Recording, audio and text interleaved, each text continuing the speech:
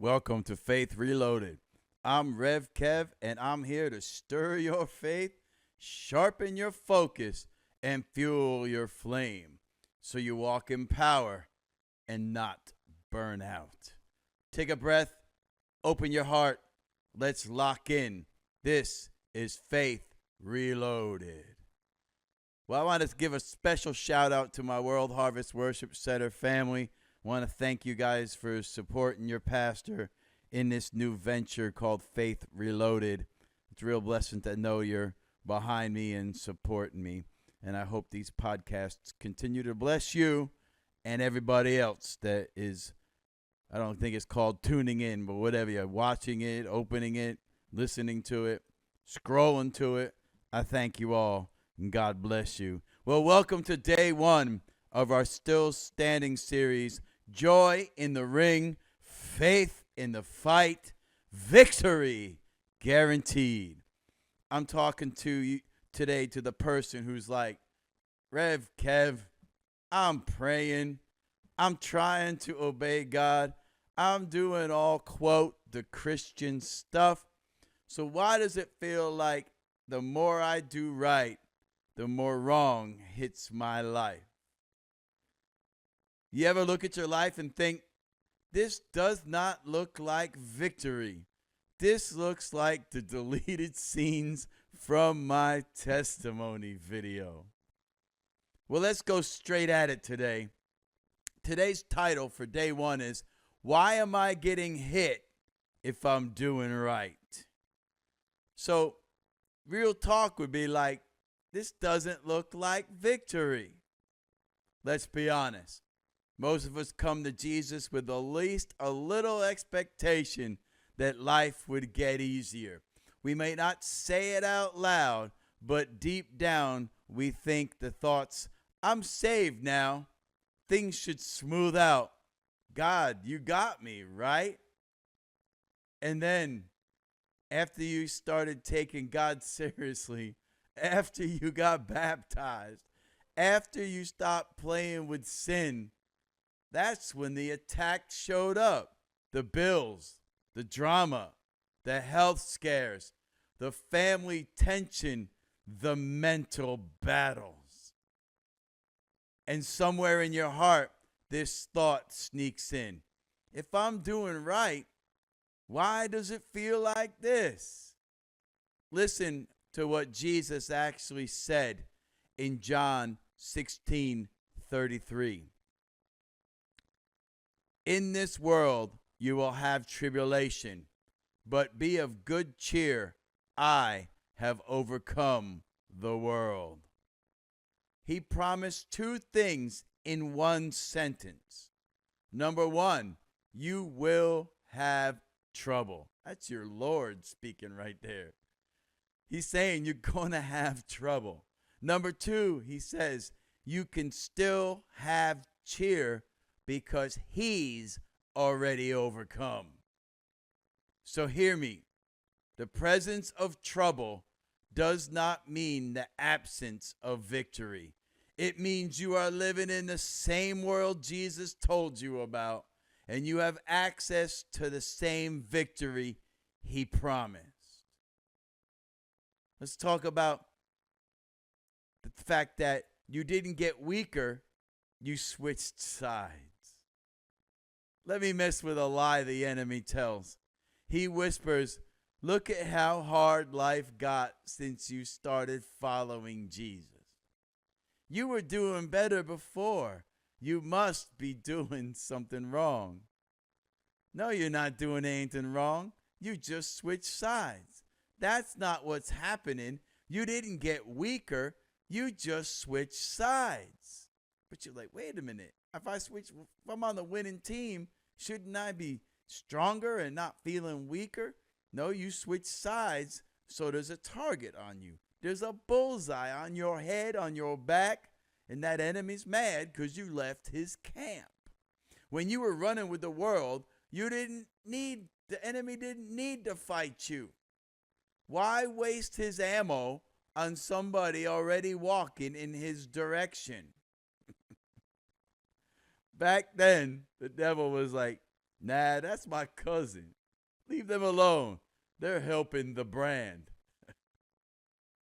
But the moment you said, Jesus, I'm yours, I'm done living for myself, I'm done living dirty, I'm done playing church, that's when hell went, hold up, run the tape back. They what? They serving who now? You didn't become a problem when you sinned. You became a problem when you switched kingdoms. Colossians 1:13 says, He has delivered us from the power of darkness and conveyed us into the kingdom of the Son of His love. That conveyed word means to be transferred. See, you were transferred out of one kingdom and into another. And transfers come with tension. Your old master is angry. Your new master is faithful. And you are standing right in the middle of that spiritual transition. See, we got to reframe the fight. You got to lift your head. I want to encourage you right now on a way to do this. So instead of asking God, if you love me, why is there a fight? Maybe the better question is, God, if there's a fight, what does that say about the value you've placed on my future? Boxers don't step into the ring for free. There's always something on the line. A title, a belt, a reputation, a reward. In the same way, you are not in a random, pointless battle. There is a purpose to your fight. Your obedience is threatening something. Your freedom is disrupting something. Your yes to God is dismantling something in the kingdom of darkness. So hear this in your spirit. Your battle is not proof you're abandoned. Your battle is proof you're engaged. You're not weird for getting hit. You're not weak for getting hit. You're not less spiritual because it suddenly got harder.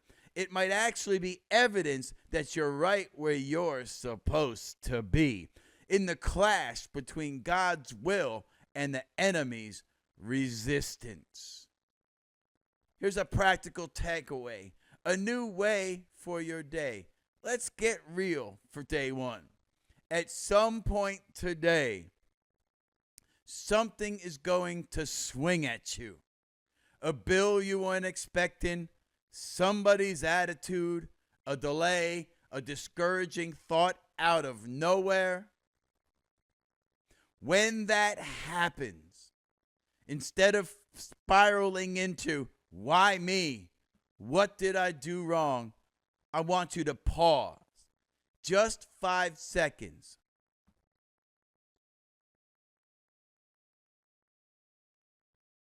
And whisper this.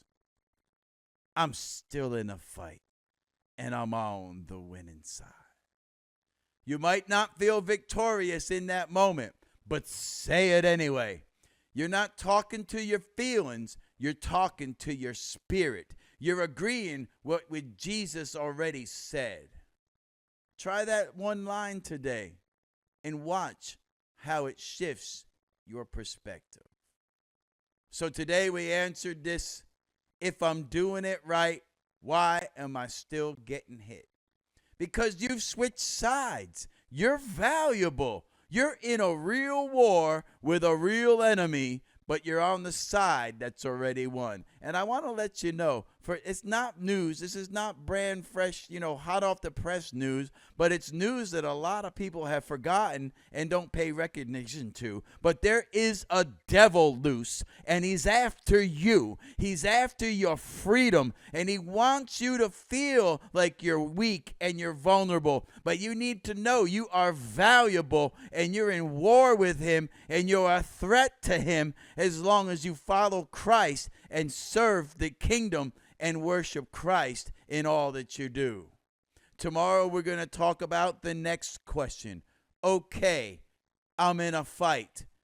but how do I keep getting back up when I'm tired of being tired? Day 2 is called Holy Stubbornness, when quitting looks reasonable.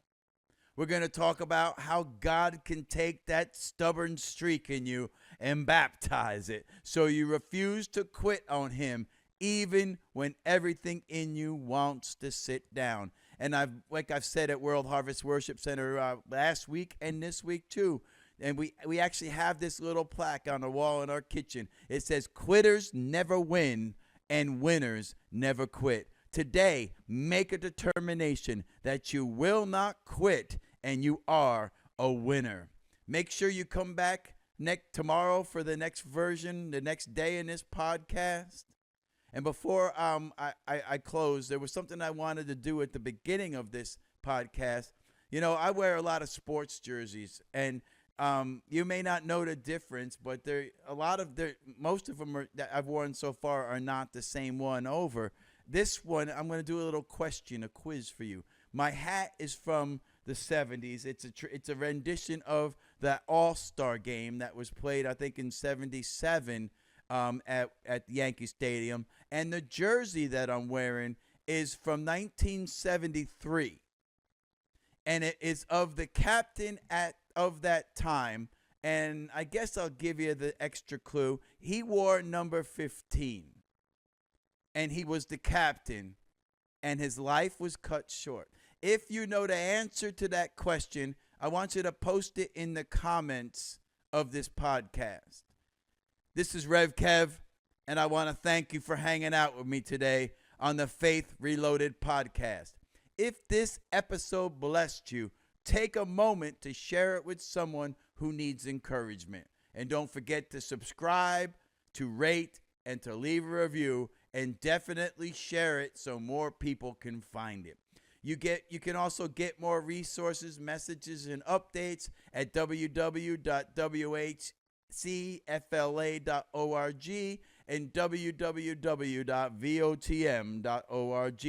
Download the Voice of Truth Ministries / Kevin C. Benton Ministries app and the World Harvest Worship Center app, and they are both available on both app stores. Everything is there to help you walk this thing out day by day with Jesus. Until next time, remember, you are not alone. God is with you, and he's not finished with your story. Stay ready, stay steady, locked in on Jesus, and keep your faith reloaded.